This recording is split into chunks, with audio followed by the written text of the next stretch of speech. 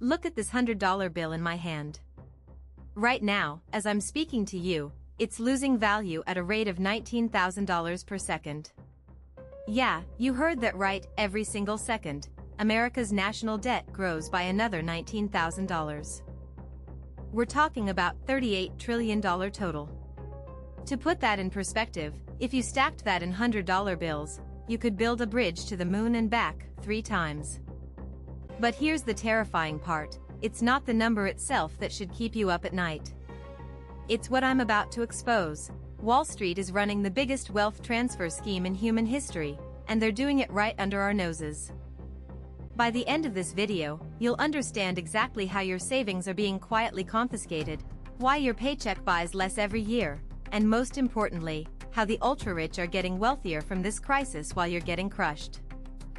Let's start with a number that should make every taxpayer's blood boil. In 2024, the US government spent $1.16 trillion, that's trillion with a T, just on interest payments for the national debt. Not paying down the principal. Just the interest. Think about that for a second. That's more than the entire defense budget. That's 50 times NASA's annual budget. For every $100 the government collects in taxes, $15 goes straight to interest payments. It's like maxing out your credit cards and only being able to afford the minimum payment while the balance keeps growing. And here's the kicker, they can't stop. The US government is now like a desperate gambler at a casino, borrowing money to pay off yesterday's bets. Every single month, the Treasury has to auction off hundreds of billions in new bonds.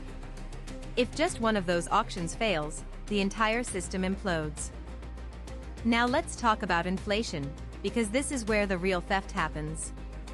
The official CPI says 3.7%, right? But go to your grocery store.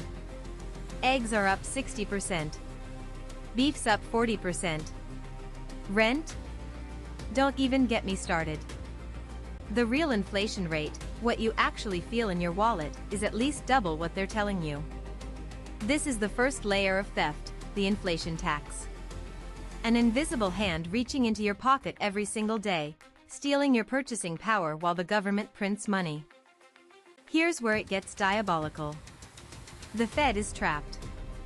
If they cut rates, inflation roars back and the dollar's credibility collapses. If they keep rates high, the interest payments crush the federal budget. But before I explain how it works, answer me this: why are central banks around the world hoarding gold like there's no tomorrow? China's been buying for 18 straight months. Russia, Turkey, India, all stockpiling gold. Gold has surged from $1,800 to over $2,700 per ounce since 2023. That's a 50% gain. But here's what's weird, retail investors aren't buying. It's almost entirely central banks. Why? Because the smart money knows something. The myth of US Treasury bonds as the world's safest asset is crumbling. When a country can barely afford its interest payments, would you really want your pension fund betting everything on its IOUs? So central banks are quietly executing a strategic retreat, dumping US debt and buying gold instead. The numbers tell the story. In 2023, central banks bought 1,037 tons of gold, the second highest on record. At the same time, foreign holdings of US debt are quietly declining. Japan and China, the two biggest holders, are both slowly but steadily selling. So how does the US fight back? Enter the money trap. Here's how it works. The Fed creates massive volatility in financial markets, forcing global capital to flee back into dollar assets. Step 1. Jack up interest rates to 5% or higher. Suddenly, holding dollars becomes irresistible because you're getting guaranteed 5% returns. Money floods out of emerging markets, Europe, Japan, anywhere that can't compete with those yields. Those economies tank, currencies crash, and they're forced to sell assets at fire sale prices. Step 2. At critical moments, manufacture crises or amplified geopolitical fears. Notice how every time the Treasury needs to sell a massive amount of debt, some international incident conveniently happens? Market panic drives flight to safety, and everyone piles into US Treasuries and dollars. Step 3. Leverage the dollar's role as the global reserve currency. Oil, food, minerals, everything priced in dollars. That means the entire world needs to hold dollars, needs to own treasuries. You're trapped in the system whether you like it or not. This is the money trap, locking global wealth inside the dollar system so you can't escape. Now we get to the core of the operation.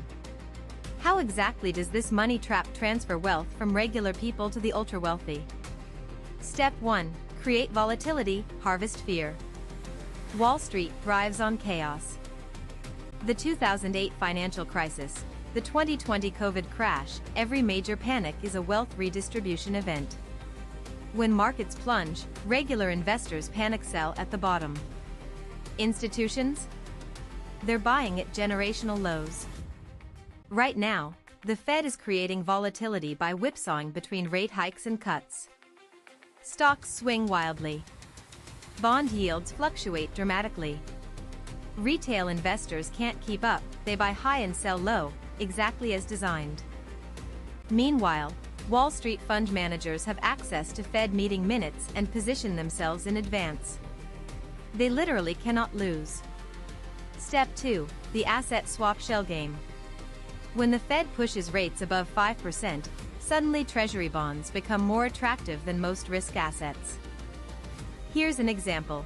An institution holding 2020-era treasuries yielding 1.5% will sell those to retail investors or foreign central banks, then buy new bonds yielding 5%. Or better yet, use that cash to buy gold, real estate, or tech stocks. When the rate cycle reverses, they sell those assets at inflated prices. It's the art of the asset swap, always staying one step ahead, always holding the best performing assets. And you?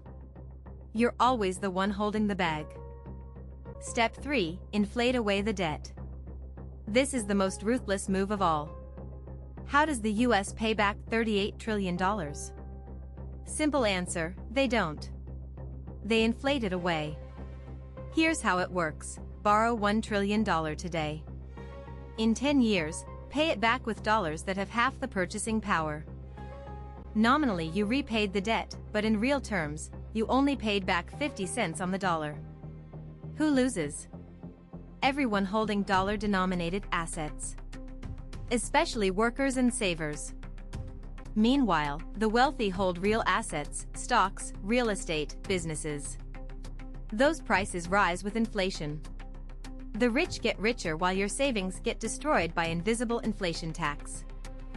So what do we do about it? I believe we're witnessing a historic shift in how assets are valued, moving away from dollar credibility toward tangible assets and technological value. Gold will rise, but it's not the end game.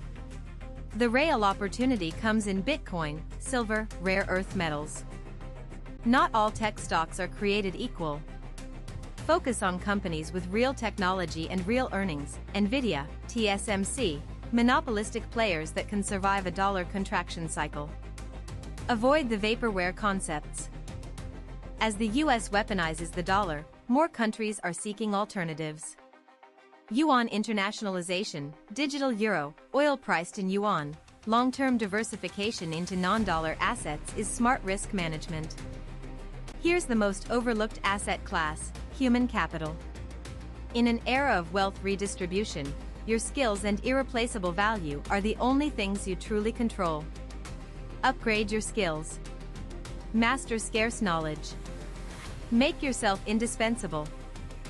$38 trillion in debt isn't just some abstract number. It determines whether your paycheck can cover rent, whether you can afford college for your kids, whether your retirement savings will be worth anything. Once you see the game, you can stop being a pawn. The biggest risk isn't making a mistake, it's doing nothing. Wall Street's already sharpening the knives. Will you keep lying down, or will you fight to protect what's yours?